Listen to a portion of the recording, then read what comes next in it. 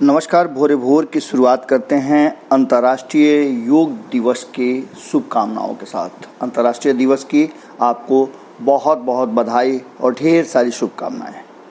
आइए भोरे भोर में आज हम बिहार और बिहार की राजनीति पर चर्चा करते हैं। इससे पहले हम आपको बता दें कि योग बहुत ही बेहतरीन साधन है जिसे भारत ने इजाज़ किया था और पूरी दुनिया इसका लोहा मानती है। योग से निरोग रहने का एक बड़ा ही बेहतर और सरल माध्यम हमारे ऋषि मुनियों ने इजाद किया था, जिसको आज दुनिया मानती है। और एक बात का क्रेडिट तो प्रधानमंत्री नरेंद्र मोदी को जरूर जाता है कि उन्होंने योग को अंतर्राष्ट्रीय स्तर पर पहचान दिलाई और इसके लिए एक अलग से दिन बनाया गया, जिसे दुनिया के लगभग सभी देशों ने स्वीकार भी किया है। आज योग दिवस है और योग दिवस पर सभी योग के प्रति अपने आप को समर्पित करने के लिए तैयार हैं। जैसा कि आप सभी जानते हैं कि बिहार में चुनावी साल चल रहा है और उसका अंतिम चरण भी चल रहा है। इन सबके बीच जिस तरह की चर्चाएं शुरू हैं, उन चर्चाओं में कहीं ना कहीं कहा यह जा रहा था कि नीतीश कुमार भारतीय जनता पार्टी के साथ जा कर के पछता रहे हैं, पर ऐसा नीतीश कुमार के हाव भाव और हालिया व्यक्तित्व से बिल्कुल नहीं लगता। हमारे सूत्र बता रहे हैं कि नीतीश कुमार अपने शर्तों पर राजनीति करने के लिए जाने जाते हैं। एक बार फिर से जो सूचनाएं हमारे पास आ रही हैं, उसके अनुसार नीतीश कुमार ने बड़ी छलांग लगाई है और इस छलांग में कहीं ना कहीं 125 सीट अपने लिए उन्होंने अपने हिस्से में कर लिया है। हालांकि यह संख्या बढ़ और घट भी सकती है 5 के आकार में। 5 सीटें अधिक और 5 सीटें कम हो सकती हैं। आपको बता दें कि 2015 से आप अगर बात करें तो 2015 में भी नीतीश कुमार ने भले ही अपने आप को एनडीए से अलग कर लिया था, लेकिन लालू प्रसाद और कांग्रेस के साथ अपने शर्तों पे उन्होंने अपनी बात मनवाई थी और राजनीति की थी। बात जब 2005 की करें या उससे पहले की करें, तब भी नीतीश कुमार जदयू में रहते हुए भारतीय जनता पार्टी के साथ भले रहे हों, लेकिन शर्त उन्हीं की मानी गई है।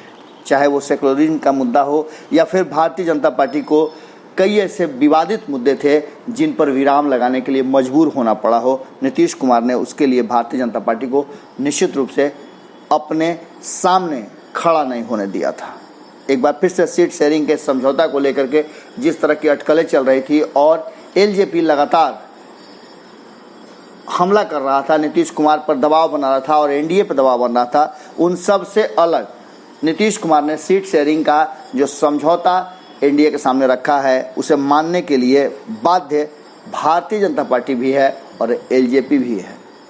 इन दोनों के सामने उन्होंने ऐसा प्रस्ताव रख दिया है कि अब इससे निकलने का कोई रास्ता नज़र नहीं आ रहा। हाँ, अंतिम समय में इतना जरूर है कि जब चुनाव की घोषणा होगी, चुनाव आयोग अधिघोषणा जारी करेगा, तब हो सकता है कि 5 सीटों का इधर उधर हो।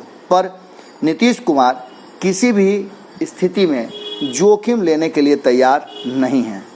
वो हमेशा सत्ता की चाबी अपने पास रखना चाहते हैं। आपको पता है कि 13 दिन के लिए नीतीश कुमार सीएम बिहार के बने थे और उस समय चाबी पासवान के पास थी और रामविलास पासवान चाबी लेकर के दिल्ली रवाना हो गए थे। नीतीश कुमार को बैरंग इस्तीफा देना पड़ा था और वापसी करनी पड़ी थी सीएम के पद से। वहीं से नीतीश कुमार पूरी तरह से अपने आप को तैयार कर चुके थे कि अब कोई भी बाजी वो हल्की नहीं खेलेंगे। 2015 में भी जिस तरह से उन्होंने नीतीश कुमार ने लालू प्रसाद के साथ समझौता किया, उस समझौता में एक बड़ा धड़ा था कांग्रेस, जिसे उन्होंने अपने पाले में रखा था और कभी भी सत्ता और अपने विचार अपने हिसाब से बदलने और लागू करने के लिए उन्होंने तैयार रखा था। आपने देखा कि किस तरह से नीतीश कुमार ने 2017 में लालू प्रसाद के अधिक सीट रहते हुए भी उनसे सत्ता छीन लिया था।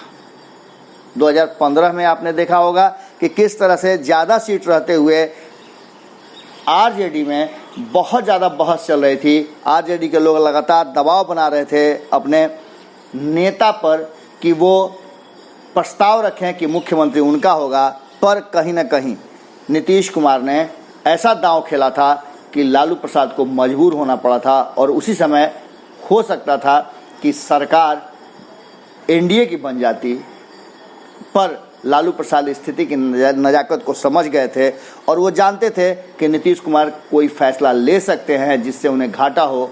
आखिर अंततः उन्हें नीतीश कुमार की बातों को स्वीकार करना पड़ा। सत्ता लंबी नहीं चली, पर नीतीश कुमार के हिसाब से चली, ये बात आप सभी जानते हैं।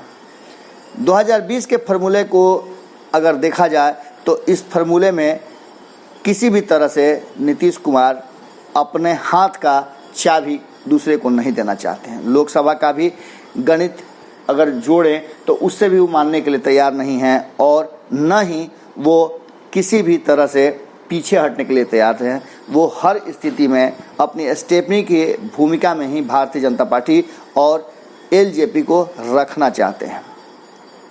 और इसके साथ आपको बता दें कि बीजेपी की मजबूरी भी है कि वो नीतीश कुमार के पीछे पीछे चले। अब तक जो स्थिति है उस स्थिति में आपको बता दें कि लोकसभा चुनाव के बाद नीतीश कुमार खुद को पूरी मजबूती से तैयार कर चुके थे। हालांकि ये सिलसिला उनका 2017 में जब वो भारतीय जनता पार्टी के साथ गए थे तब से शुरू हो गया था और उन्होंने विशेष रूप से अपने संगठन को मजबूत करने का काम शुरू कर दिया था। बूथ लेवल कार्यकर्ताओं की या पार्टी पदाधिकारियों का मनोनयन हो या बूथ लेवल कार्यकर्ताओं तक पहुंचने की बात हो, उसने संगठन को मजबूत करने का जिम्मेवारी अपने पदाधिकारियों को दे दिया था। इसके साथ ही उन्होंने एक, आपको याद होगा कि मार्च में बड़ा कार्यकर्ता सम्मेलन करने के लिए आह्वान किया था और उस आह्वान में वो कितने सफल हुए थे हम इस पर तो बात नहीं करेंगे, पर उन्होंने बूथ लेवल कार्यकर्ताओं का जुटान कर एक बड़ा संदेश जरूर दिया था। 72,000 से ऊपर बूथ कार्यकर्ताओं को जोड़ने, जिसमें अध्यक्ष और सचिव थे। इस हिसाब से आप समझ सकते हैं कि वो अपनी पकड़ पूरी तरह से मजबूत करने के लिए तैयार थे। इतना ही नहीं, रामविलास पासवान और भारतीय जनता पार्टी को वो 2015 में भी बता चुके हैं कि उनका हैसियत क्या है और बिहार की जनता के प्रति वो किस तरह से अपने रणनीति को और चुनावी समर में उतरते हैं, जिसका फ़ायदा उन्हें मिलता है। अगर बात करें तो सीटों के हिसाब से जिस तरह से अभी वर्तमान स्थिति है उसमें एनडीए के कुल 126 विधायक सीटिंग है, जिसके आधार पर नीतीश कुमार मुख्यमंत्री बने हुए हैं और सुशील मोदी उप मुख्यमंत्री बने हुए हैं। सबसे बड़ी बात कि सुशील मोदी नीतीश कुमार के हर फैसले के साथ जुड़े रहते हैं और उनके फैसले को मनवाने के लिए भारतीय जनता पार्टी के शीर्ष नेतृत्व को भी मजबूर करते हैं। वर्तमान जो स्थिति हमने आपको बताई कि बिहार विधानसभा में 126 सीटिंग विधायक हैं, इनमें से 70 विधायक जदयू के हैं, 54 विधायक भाजपा के हैं और लोजपा के 2 सदस्य शामिल हैं। इसके साथ ही आपको बता दें कि और भी जो सदस्य हैं वो उनके साथ जुड़े हुए हैं। आरएलएसपी के 2 विधायक उनके साथ जुड़ चुके हैं, वो अपनी पार्टी छोड़ चुके हैं और ऐसी स्थिति में जो भी फायदा है वो नीतीश कुमार को होता दिख रहा है।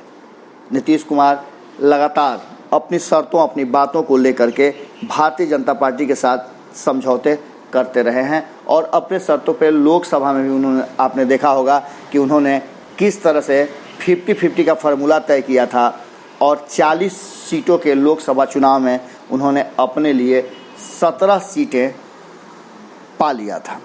अब स्थिति ये है कि एक तरफ जहां उनकी लड़ाई पूरी मजबूती से तेजस्वी यादव के साथ होने वाली है, आमने सामने का टक्कर है और तेजस्वी को मात देने के लिए पार्टी स्तर से हो या फिर साथियों के स्तर से हो, वो पूरी तैयारी कर चुके हैं। जिस तरह का माहौल नज़र आ रहा है उसमें आपने देखा होगा कि जिस तरह जदयू पूरी मजबूती से आरजेडी और लालू परिवार के साथ साथ तेजस्वी यादव पर हमलावर है, उसी बिल्कुल अंदाज में सुशील मोदी भी, और भारतीय जनता पार्टी के नेता हों चाहे नहीं हों, लेकिन सुशील मोदी भी बिल्कुल जिस तरह से व्यवहार जदयू कर रही है आरजेडी के प्रति, वैसा ही व्यवहार सुशील मोदी भी कर रहे हैं और लगातार हमला दर हमला करते जा रहे हैं।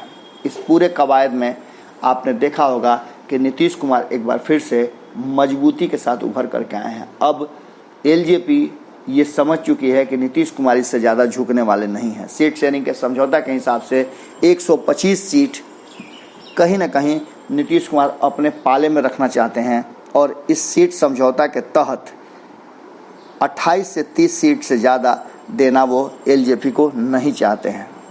सीधे तौर पे वो 80 से 85 सीटें भारतीय जनता पार्टी के खेमा में डालना चाहते हैं, जिससे कि आने वाले समय में नीतीश कुमार कहीं ना कहीं अपनी बातों को रख सकें और अपनी बातों को रखने के लिए आने वाले चुनाव के बाद भी किसी तरह का कोई उनके साथ घालमेल नहीं हो।